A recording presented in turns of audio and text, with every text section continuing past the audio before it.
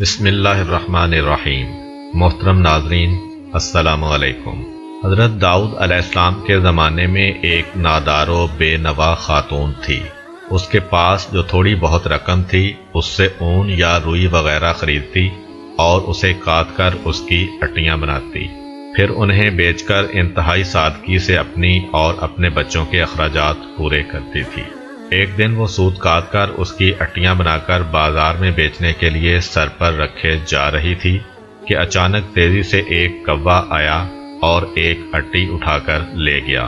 وہ بے سہارا خاتون بہت رنجیدہ ہوئی اور حیران و پریشان حضرت داؤد علیہ السلام کے پاس آئی، اپنے تنگ حالات بیان کیے اور کوے کے اٹی اٹھا کر لے جانے کا واقعہ بیان کرنے کے بعد عرض کیا، خدا کی عدالت کہاں ہے؟ حضرت داؤد علیہ السلام نے اس سے فرمایا، ادھر بیٹھ جاؤ تاکہ تمہارے بارے میں فیصلہ کروں۔ ایک طرف یہ واقعہ پیش آیا اور دوسری طرف یہ ہوا کہ کچھ لوگ کشتی کے ذریعے دریا عبور کر رہے تھے۔ ان کی کشتی میں سوراخ ہو گیا اور پانی داخل ہو جانے سے کشتی کے ڈوبنے کا خطرہ تھا۔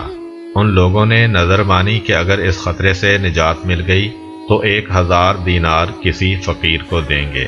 اللہ تعالیٰ نے ان پر لطف و کرم کیا اور اس کوے کی ڈیوٹی لگائی کہ وہ اس خاتون کی اٹی اٹھا کر کشتی میں لا پھینکے۔ کوے نے ایسا ہی کیا۔ ان لوگوں نے سود کی اس اٹی سے فائدہ اٹھایا، کشتی کا سوراخ اچھی طرح بند کیا اور ڈوبنے سے نجات پائی۔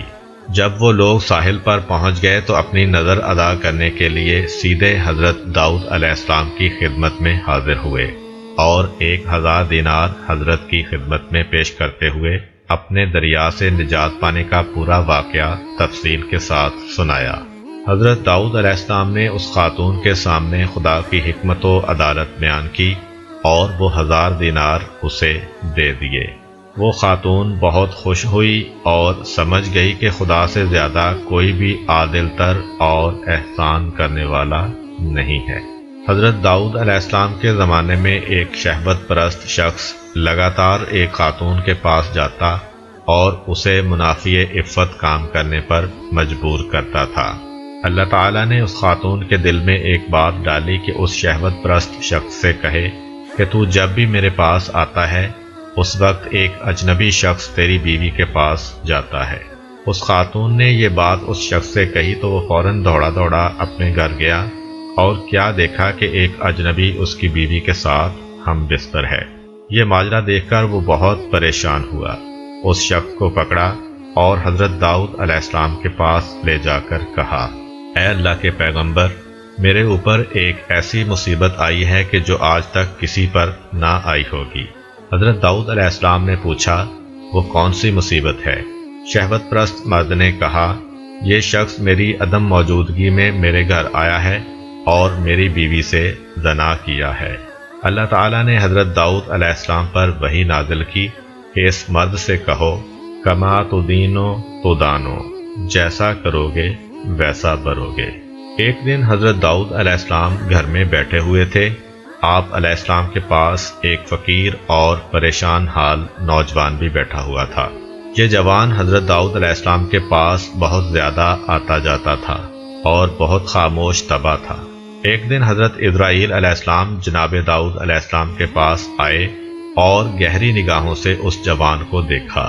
جناب داؤد علیہ السلام نے حضرت اسرائیل علیہ السلام سے کہا، اس جوان کو کیوں دیکھ رہے ہیں؟ حضرت اسرائیل علیہ السلام نے کہا، ہاں، مجھے حکم ہوا ہے کہ میں اس ہفتے کے آخر میں اس جوان کی روح قبض کر لوں۔ حضرت داؤد علیہ السلام کے دل میں اس جوان کے لیے تڑپ پیدا ہوئی اور اس سے کہا، اے جوان، کیا تمہاری بیوی ہے؟ جوان نے کہا، نہیں، ابھی تک میں نے شادی نہیں کی ہے۔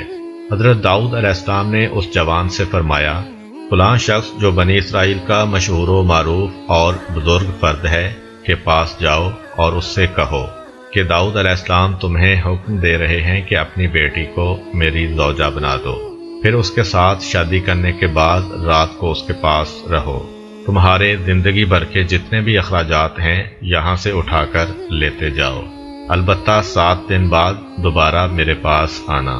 حضرت داؤد علیہ السلام کا پیغام اس بات کا موجب بنا کہ اس معروف شخصیت کی بیٹی مذکورہ جوان کی بیوی بنی۔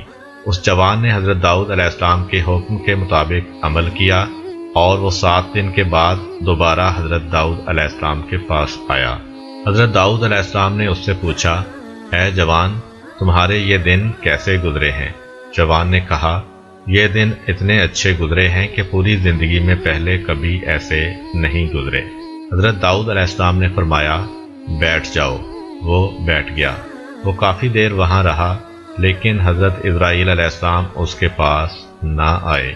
حضرت داؤد علیہ السلام نے اس جوان سے کہا، اٹھو اور اپنی زوجہ کے پاس جاؤ اور 7 دن کے بعد دوبارہ یہاں آنا۔ وہ چلا گیا۔ 7 دن گزرنے کے بعد وہ حضرت داؤد علیہ السلام کی خدمت میں حاضر ہوا۔ تیسری مرتبہ پھر حضرت داؤد علیہ السلام نے وہی حکم دیا۔ وہ 7 دن بعد پھر حضرت داؤد علیہ السلام کی خدمت میں حاضر ہوا۔ اس دوران میں جناب اسرائیل علیہ السلام تشریف لائے۔ حضرت داؤد علیہ السلام نے جناب اسرائیل علیہ السلام سے فرمایا، آپ کا ارادہ تو یہ تھا کہ آپ 7 دن بعد دوبارہ یہاں پر آئیں گے اور اس نوجوان کی روح قبض کریں گے، لیکن آپ نہیں آئے اور آج تیسرے ہفتے بعد آئے ہیں۔ حضرت اسرائیل علیہ السلام نے کہا، اے داؤد علیہ السلام، اللہ تعالیٰ نے آپ کے رحم کرنے کی وجہ سے اس پر رحم کیا اور اس کی موت 30 سال تک مؤخر کر دی ہے۔ ایک دن خداوند متعال نے حضرت داؤد علیہ السلام پر وحی نازل کی کہ آپ خلادہ بنت اوس کے پاس جائیں، اسے بہشت کی خوشخبری دیں اور کہیں کہ وہ بہشت میں آپ کی ہم نشین ہے۔ حضرت داؤد علیہ السلام نے حکم خداوندی پر عمل کیا، خلادہ کے دروازے پر آئے اور دق الباب کیا۔ وہ دروازے پر آئیں اور دروازہ کھولا۔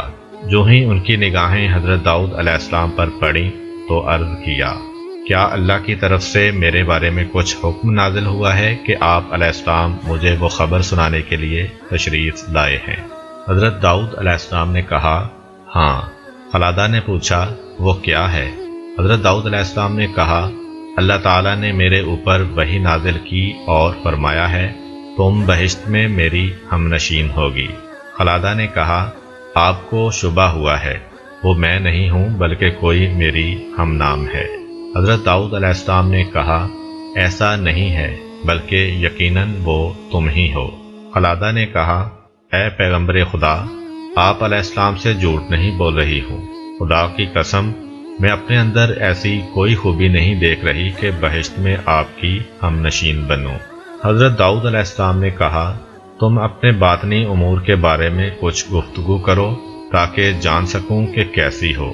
خلادہ نے کہا، میں ایک ایسی حالت کی مالکہ ہوں کہ مجھے جو بھی دکھ تکلیف ہو، خواہ نقصان ہو یا کوئی حاجت یا بھوک پیاس، میں نے کبھی اس کے رفع کرنے کے لیے خدا سے نہیں کہا، یہاں تک کہ وہ ذات خود ہی اسے رفع کر دیتی ہے، یعنی میں وہی پسند کرتی ہوں جو میرا محبوب پسند کرتا ہے، اور نہ ہی خدا سے میں ان مشکلات اور نقصانات کے عوض کچھ مانگتی ہوں، بلکہ ہمیشہ اس کا شکر بجا لاتی ہوں۔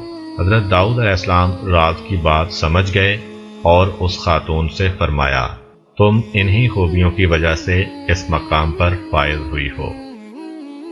اگر آپ کو ہماری ویڈیو اچھی لگی ہے تو ویڈیو کو لائک کریں اور مزید اس طرح کی ویڈیوز دیکھنے کے لیے ہمارا چینل سبسکرائب کر لیں۔ ملتے ہیں نیکسٹ ویڈیو میں، اجازت دیجیے، اللہ حافظ۔